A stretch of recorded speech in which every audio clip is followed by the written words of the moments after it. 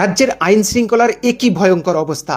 একজন রাজ্যের প্রাক্তন মুখ্যমন্ত্রী তার গাড়িতে কাদা ছুটছে, ইট পাটকেল চটি যা পাচ্ছে তাই ছুঁড়ে মারছে একদল উন্মত্ত জনতা। এটা কি একটা সভ্য দেশের, সভ্য রাজ্যের, সভ্য মানুষের নিদর্শন হতে পারে?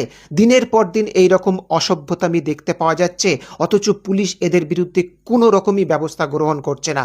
উল্টে মিডিয়া জনবিক্ষোভ বলে এদেরকে আরও আশকারা দিয়ে মাথায় তুলছে। তারই প্রতিফলন হিসেবে আজ এই রকম নোংরামি দেখতে পাওয়া যাচ্ছে। পুলিশি হেফাজতে এক তৃণমূল কর্মীর মৃত্যুকে কেন্দ্র করে রাজ্য রাজনীতিতে বিতর্কের ঝড় উঠেছে। উত্তর 24 পরগনার হালি শহরের ওই মৃত ব্যক্তির বাড়িতে যাচ্ছিলেন রাজ্যের প্রাক্তন মুখ্যমন্ত্রী মমতা ব্যানার্জি।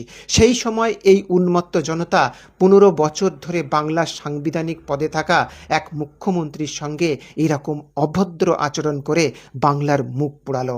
এখন বিজেপির নেতারা বলছেন এরা আমাদের লোক নয়, বিজেপির সঙ্গে এদের কোনো সম্পৃক্ততা নেই। বেশ ভালো কথা, কিন্তু পুলিশ প্রশাসন সরকার তো আপনাদের চলছে।